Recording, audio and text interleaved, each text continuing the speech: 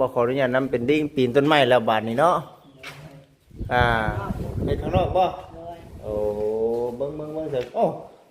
เก็บแปลนเป้าเบิดได้บาดนี้เนาะโอ้ทำความสะอาดได้นี่พี่น้องเอ้ยมึงแน่เนาะโอ้นี่สิล้างอีกอยู่บ่นี่เดี๋ยวจะเปิดไหลล้างมาซั่นปาตูงามจุดอึ้งเลยพี่น้องเอ้ยเนาะมาถ่ายคลิปบ้านน้องเสือทองมานี่เนาะ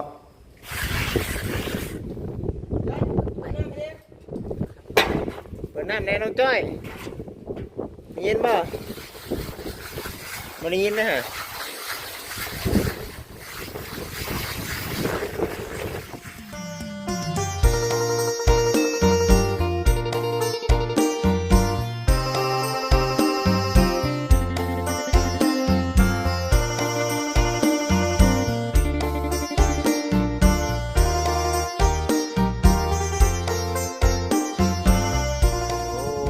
โดยกับทักทายสบายดีเด้อกับสบายดีสวัสดี FC เบิดสุขสู่คนพ่อแม่พี่น้องทางฝั่งลาวฝั่งไทยทางต่างประเทศเด้อวันนี้ทางบัจิตเองก็คือเก่าเส้นเคยมาอัปเดตให้กับพ่อแม่พี่น้อง FC ทางผู้ใหญ่เพิ่นได้เบิ่งพี่น้องเอ้ยในเรื่องเครื่องซันดันแป้นของทางน้องๆเพิ่นตอนนี้ปัจจุบันนี้ในเรื่องของทางบ้านน้องเสือทองนี้เนาะกำลังสีปลูกทั้งนอกได้พี่น้องเอ้ยบ้านนี้ก็ได้เอาไปเบิ่งน้ำกันเนาะว่าเห็ดได้จักผาแล้วพากันเด้งเมื่อวานนี่พากันบุกเมื่อวานนี่เนาะเป็นยังไงสำเร็จสิ้นเป็นทีเรียบร้อยแล้วบอกพี่น้องเอ้ยนี่แต่เดียวสีเข้าไปเบิ่งทางในก่อนเดี๋ยวสีไปเบิ่งทางสร้างเห็ดเนาะเดี๋ยวสีไทยกับทางทำไมเป็นเบิ่งก่อนเด้อพ่อแม่พี่น้องเด้อไปซะเนาะไปเบิ่งไปชมน้ำกันพี่น้องเอ้ยเอาเป็นวัดเนี่ยพี่น้องเอ้ยเอาเนาะจังเป็นแท้ยามนี่ก็เป็นวัดช่วงหนาวนั่นคือว่าบ่ได้ปัดใดได้พี่น้องเอ้ยเนาะช่วงยามหนาวมันคือบ่ได้เป็นวัดเป็นเบาแง่คือแบบนี้ได้แบบนี้คือผู้สึกแบบพี่แค่จังใดจังหนึ่งนี่แหละพี่น้องเอ้ยเนาะทางกายสีพี่จังใดจังหนึ่งนี่แหละก็เลยว่าบรรยากาศปัจจุบันนี่คือแปลกๆของฉันนะยามร้อนยามฝนอยู่คือเป็นในนี้ของฉันนะวันยามหนาวพ้นกระจุกกระจอดคือว่าไม่ได้เป็นในนี้สุขภาพร่างกายของฉันเป็นเอาไว้คนทั้งนั้นสบายดีเด้อน้องเด้อเนาะบอกขออนุญาตนำเป็นดิ้งปีนต้นไม้แล้วบาดนี้เนาะในข้างนอกบ่โอ้เบิ่งเถอะโอ้เก็บแปลนเป้าเบิดได้บัดนี้เนาะโอ้ทำความสะอาดได้นี่พี่น้องเอ้ยมึงแน่เนาะโอ้นี่สิล้างอีกอยู่บ่นี่เดี๋ยวจะเปิดไหลล้างมาซั่นปาตูงามจุดอึ้งเลยพี่น้องเอ้ยเนาะมาถ่ายคลิปบ้านน้องเสือทองมานี่เนาะสะอาดไปเลยมึงแน่ป้าไว้นี่มันก็กว้างไหนพี่น้องเอ้ยบ้านนี้ก็ได้เนาะอันนี้คืออยู่ในขั้นตอนของการปลูกทางในเนาะเบอร์มือจับกล้องรอบนะครับพี่น้องเอฟซีได้เบอร์ไปชมก่อนเนาะนี่เด้สีประมาณนี้พี่น้องเอ้ยมึงนี่โอ้ยเนาะนี่ก็ปลูกเรียบร้อยแล้วเนาะนี่เด้ถ้าแม่เพิ่นนั่งเบิ่งเพิ่นคือสิดีใจเนาะถ้าแม่เพิ่นก็ได้มีความคืบหน้าไปจะได้เนี่ยเลยเนาะนี่ดิ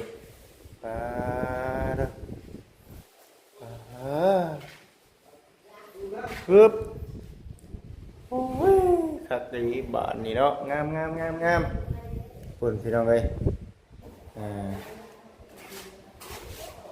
สวยงามทางในนี่บ่คิดว่าคือสีสำเร็จแล้วเบิ่งนี่กันเนาะปุ่นน้องจอยเฮาน้องจอยสบายดีได้ก็เอาอุปกรณ์บ่กระดับเม็ดเบิ่งอยู่ทางไหนออกมาเบิ่งทางนี้พี่น้องไอ้บัตรนี่ก็ได้เนาะมือวานนี่เพิ่นพากันเฮ็ดมือวานนี่เด้อตัวนี้เด้อเนาะพากันบุกพากันเฮ็ดอยู่สีอันนี้แหละพี่น้องไอ้นี่เด้ทำความสะอาดไปน้ำเนยเนี่ยผม ผักแล้วอึ้งเลยพี่น้องเนาะถือว่าสำเร็จไปในส่วนนี้เนาะถือว่างามงามอีดีงามแท้งามบาเด้อพี่น้องเด้อเด้อเดี๋ยวออกมาเบิ่งทางนี้แล้วบาทนี่อยู่ข้างนี้ยังอยู่เนาะข้างนี้ก็ได้ข้างนี้ก็ยังพี่น้องเลย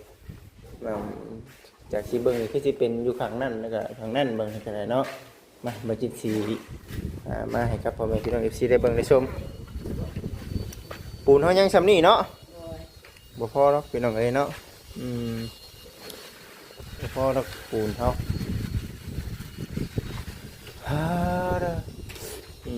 มาเบิ่งก่อนบัดนี้ก็ได้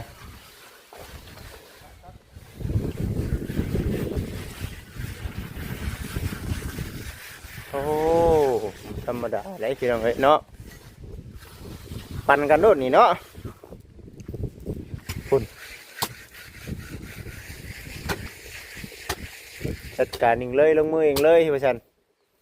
เอาให้ได้เลยมันนี่เนาะหน้านี่เนาะสองพาเลยมือละสองเอาเนาะเนี่ยบ่มันนี่บ่ได้ก็ให้แล้วเนาะให้แล้วได้มันนี่คุ้มได้มันนี่ได้พี่ชันเนาะบ่ได้ให้เมื่อยเนาะลูกเมียก็คิดฮอดรถเอาได้เนาะให้เป็นผู้ว่าผู้นี้บ่เอาแล้วสันพี่น้องเอ้ยเปิดใจไปยังสาวเฮาเนาะเปิดใจไปยังเฉยเนาะเปิดใจสร้างบ้านน้องจีท้องเป็นยังสาวนี่เนาะเปิดใจหาสาว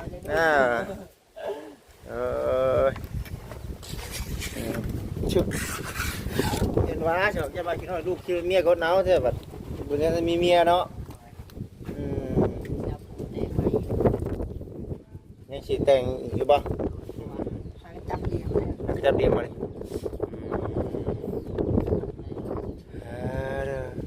นี่ดิพี่น้องเอ้ยเนาะกำลังเฮ็ดไปน้ำแน่คุณขึ้นมา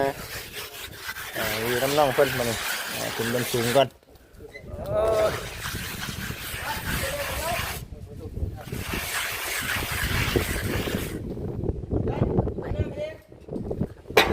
เปิดน้ำแน่น้องจ้อยได้ยินบ่ไม่ได้ยินนะฮะ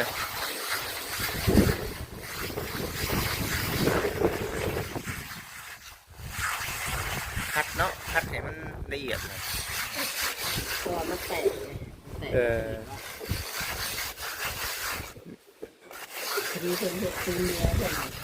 เป็นไงก็มันเหนียวเหนียวเตะว่าเหนียวคักได้สิเนาะเหนียวอะไรก็บดีบ่โอ้ใส่จากล้อแล้วใส่น่ะว้าวใส่จากล้อเนาะช่างใส่สองล้อเราอ่ะ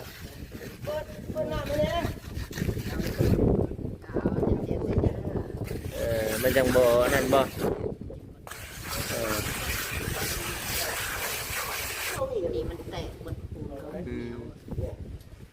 ปูเหนียวก็เตะนี่เนาะ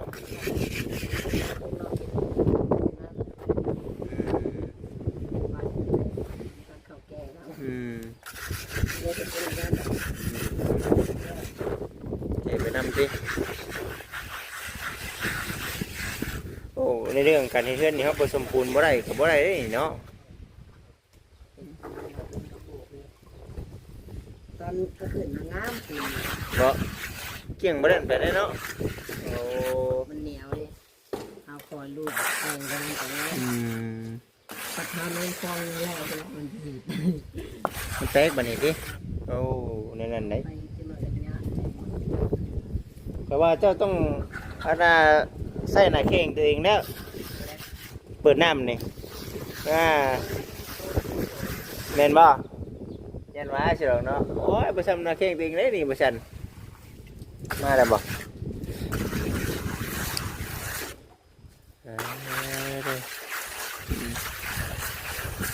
กำลังเฮ็ดพี่น้องเอ้ยเนาะพุ่นกำลังเฮ็ดกำลังตกแต่งอยู่ในเรื่องของการดำเนินทางน้องเสือทอง กำลังเฮ็ดกำลังสร้างอยู่เด้อพี่น้องเด้อเนาะ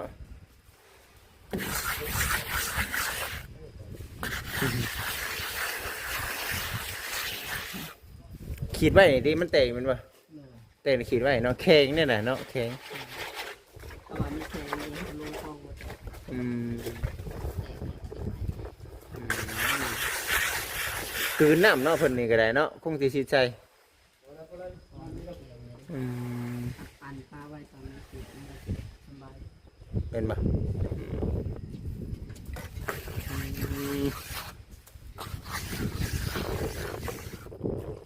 น้องสลาเป็นยังไงน้องสลาแค่ไหนแล้วบ่ แค่นี้แล้วเป็นกำลังดีเลยครับเลยมันนอนลอยเลย บ่ได้เลยเนาะบ่ไหวแห้งแล้วบ่ซั่นพี่น้องเอ้ยป้าโดถือว่าพักก็ดีพี่น้องเอ้ยเรือนจานดันเป็นน้องสีทองเด้อพี่น้องเด้อเนาะสวยงามสวยงามมันต้องเอาปูนมาโบกอีกเนาะเอาปูนมาโบกแต่งหักกระถอดบ่เนี่ยเนาะสวยงามแล้วพี่น้องเอ้ยนี่ก็ได้มาได้บ่น้ำยังเนาะมาได้อาหาร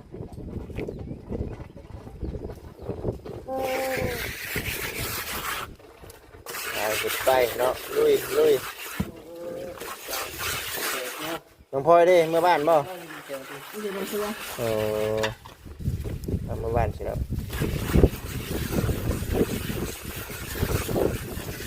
น้ำกันซื้อใส่เนาะเขาคัดไปมันก็ลึกห้อยเองมันเลยนี่เนาะ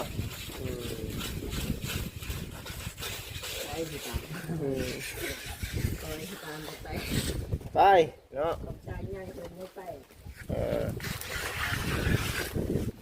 ชุบ ของผสมไป ไปคือกันเป็นบ่ข้างนอกแตกแล้วก็โดนแตกลายตรงนี้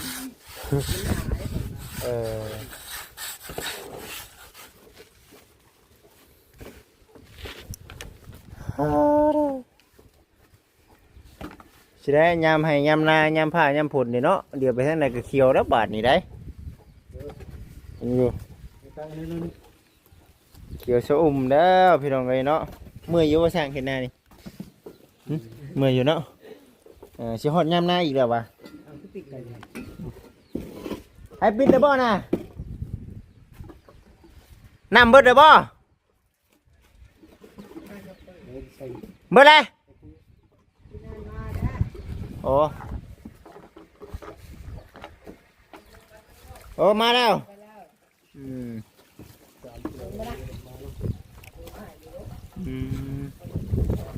เบิ่งไปเลย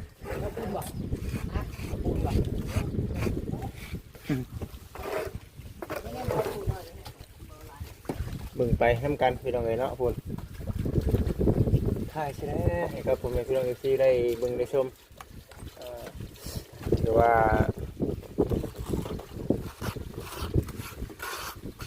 สร้างเพิ่นก็เฮ็ดไปน้ำเนาะ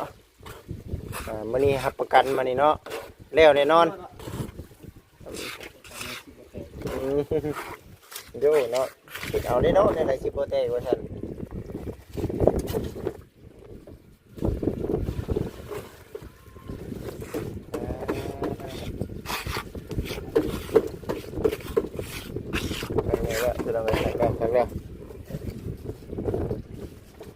บ้านน้องเสือทองกำลังเอาครั้งนี้ก่อนเนาะเดี๋ยวมือสิต่อข้างนั่นเนาะมือนี่เนาะนั่นแล้วก็ปูนเฮาดับบาทนี่เนาะปูนเฮาเบิดเฮาได้โจ๊ะอีกพี่น้องเอ้ย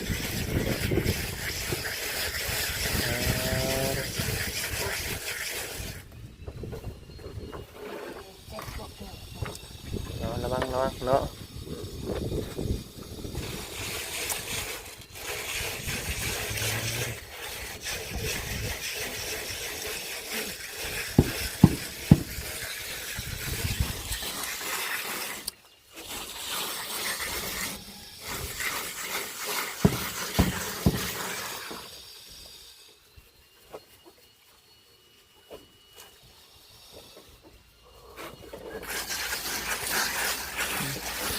บ้านอยู่บ้านนี้บ่ชาวบ้านเดียวกันบ่ เดียวกัน อืม อยู่บ้านไง คือจริงๆแล้วคือว่ายังบ่ทันได้ครอบได้ครัวยังบ่อยากได้บ่ อยู่ท่านเดียวกัน อืม ได้อยู่แต่มันบ่ได้ อยากได้อยู่แต่มันบ่ได้บ่เดี๋ยวบ่อยู่เผาหาคนมาใช้เงินซอยแหน่บ่อยู่เนาะใช้เงินผู้เดียวมันบ่เบิดเด้ต้องหาคนมาใช้เงินอีกหาเงินโฮมไว้ใช้ผู้เดียวมันนานเบิดเนาะ ได้คนมาใส่หินซอยบ่ หาคนมาใช้เงินซอยนั่นได้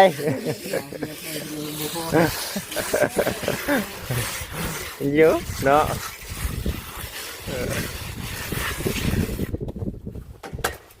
ไปสิเลยพี่น้องเลยเนาะต้องบอกถามสร้างเบิ้งว่านั่นคือที่บอกว่าสร้างเลยเอาก็มันมีดีก็เอาเนาะแมันบอก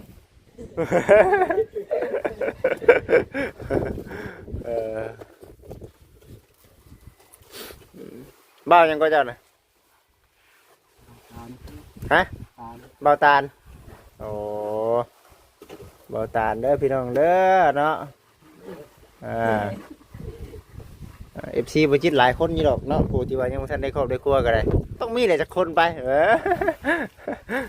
ว่าเดี๋ยวอีกก่อนพี่น้องเนาะ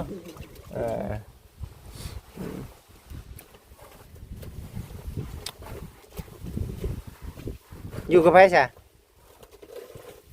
ทางช่างทางตาลอยู่ผู้เดียวเลย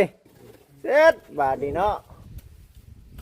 เข้าหาผักคมกันอนาคาคมคนล้วนเนาะ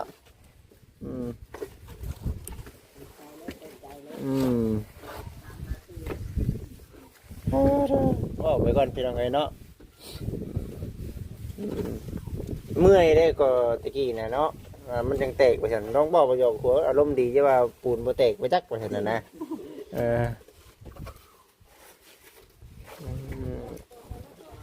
สวยงามสวยงามได้แล้วบ่ฉันนี่ได้ฉันนี่พี่ได้ก็ได้แม่พี่เลยได้พี่ได้ก็ได้เนาะกันโบกกันแต่งพี่น้องเลยเนาะปลาตัวกำลังเด้อพี่น้องเด้อเนาะเอาตัวสับปะรดสิตัวแรกบ่แตกบ่บัดบ่แตกสำแตกนี่โอ้ยบ่ได้เด้เนาะบ่ผ่านเด้เนาะบ่ผ่านได้จะหน่อยนี่ว่าฉันตอนนั้นจะรีบเพี้ยว่าฉันว่านี่เนาะ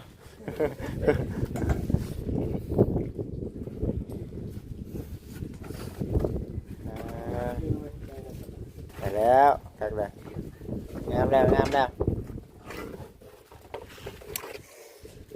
คักพี่น้องเอ้ยเนาะงามคักงามแน่ดีได้บุกทั้งดุมบ่วันนี้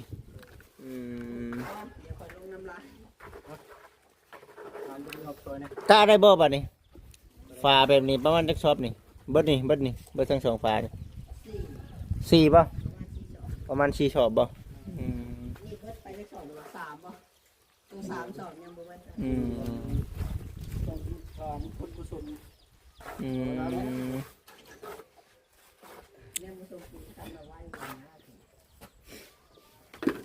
คำผสมปูนทัดเนาะบุกใส่รถประสานวันนี้อยู่มุมสูงนี่เด้อพี่น้องเด้อมันก็สิประมาณนี้แหละเนาะอยู่ในขั้นตอนคัดดับบัดนี่เนาะเอาให้มันแล้วว่าซั่น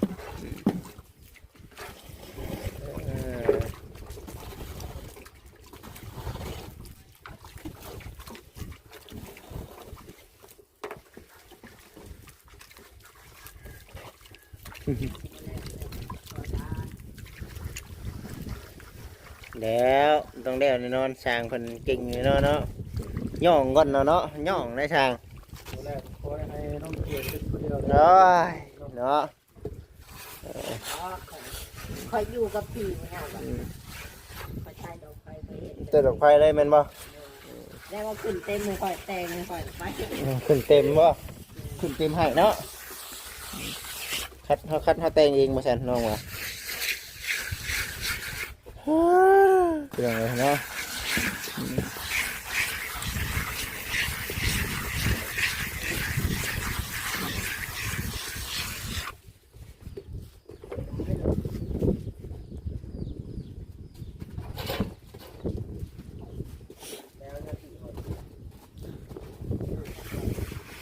ต็มแล้วบัดนี้เนาะ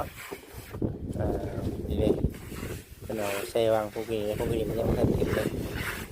มีแค่นี้แล้วบัด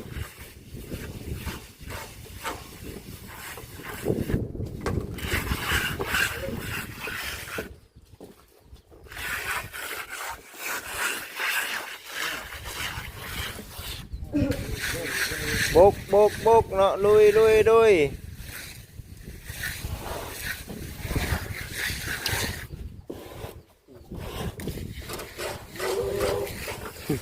ว้าเฮ็ดกันเลย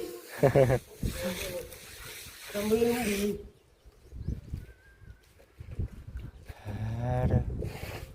สวยงามพี่น้องเอ้ยเนาะเฮือนก็ได้ทีแรกเนาะคันบ่เฮ็ดบ่แล้วเนาะบัดเฮ็ดไปคือว่าขับเคลื่อนไปน้ำแน่พี่น้องเนาะคือว่าเห็นบอลไปน้ำแน่เห็นบ่เนาะ แล้วไปนะ แม่น เอาบ่เฮ็ดขึ้นนั่นแล้ว โอ้ยเดี๋ยวไปเราจะเห็นแต่รูปห้อยอันน่ะดินบล็อกคันได้ว่าซั่นอันนี้แค่นี้เฮาเอาปุเอาบุกเลยเด้มันก็สิโอ้เบิ่งก็ดูดีเติมเข้าไปอีกเนาะเพื่อนเฮาคัดเพื่อนเฮาแต่งแหละพี่น้องเอ้ยมันก็สินั่นนะเนาะ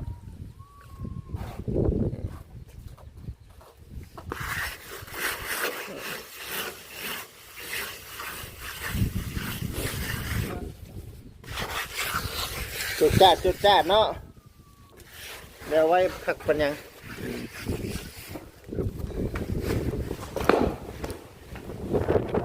ทางนี้ทางไว้บันก็ได้เนาะมาเบิ่งน้ำกันเนาะ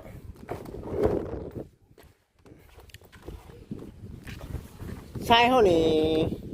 กะอยู่บ่น้องสิพ่ออยู่บ่นี่พ่ออยู่บ่ชายน่ะพอได้โบกเนาะพอจะได้โบกเนาะเบิดครึ่งหนึ่งเลยนี่พี่น้องเอ้ยเนาะครึ่งหนึ่งแล้ว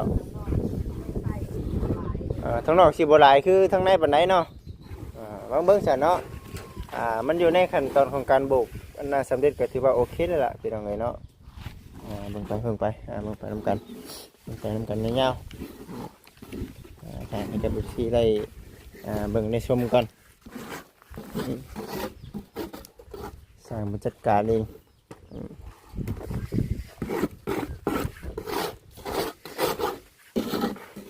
วิธีขึ้นปูนเด้อพ่อสันพี่น้องเอ้ยนี่คือสร้างทำบ้านเนาะ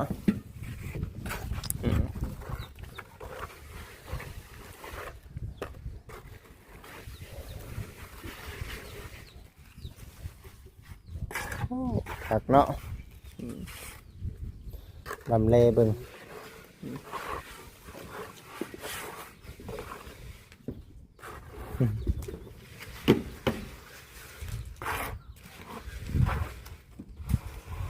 สวยงามพี่น้องเห็นแล้วตรงนี้โอ้เนียบไปดี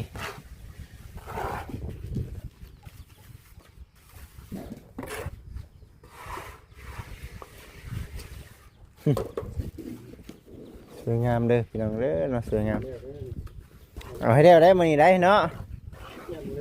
ยังบ่ได้บ่ว่าบ่เนาะ นี่ว่าแล้ว เฮ้ยเฮ็ดรถเดี๋ยวสิหาผู้สาวมาให้เดี๋ยวสิหาติดต่อผู้สาวมาให้ในเชิงที่กูโทรได้กูเจ๊ บ่ว่าพ่อแจกเนาะตัวเท่ามีผู้ติดต่อมาก่อนเนาะแม่นใช่มันก็มีความลับกับบ่จิตแล้วเนาะเรื่องที่มีแล้วบ่จิตบ่จักหยังเลยแล้วเนาะหนึ่งไม่ให้ฮู้นำแน่เห็นว่าก็ได้หั่นนะบ่จิตบ่จักหยังเลยแล้วบัดนี้เนาะเพิ่นคุยกัน2คนเพิ่นเด้เนาะ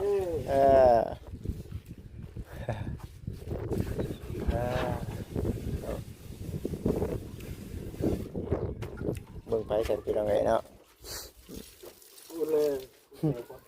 คู่ก็ได้เนาะค่าก็ดีสวยงามเนาะยังที่ตัวนี้นะอีกแน่ตัวนี้ก็จะเป็นมื่นพี่น้องเอ้ยข้างนี้เนาะข้างนั้นก็ต่างอีกข้างนั้นก็ได้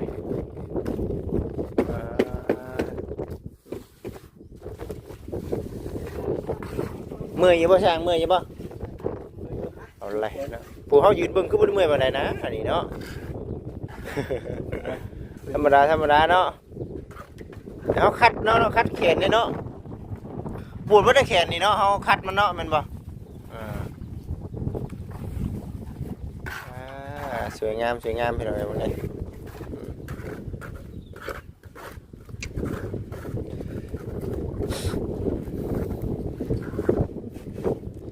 เฮ็ดไปพี่น้องเนาะเฮ็ดไปยังบ่ทันแล้วทันทัวยังอีกบ่เกิน1 2 3 4ซะเนาะก็ยังช้า4-5 มื้อพี่น้องเอ้ยคือสิแล้วอยู่ในการนั้นน่ะบุกเบิกนี่ว่าเครื่องเฮาครบเครื่องเฮามันโอเคเนาะเครื่องเฮาแบบว่ามันครบหมดก็คือสิอยู่ในประมาณนั้นแหละซาหรือไวก็ได้พี่น้องเอ้ย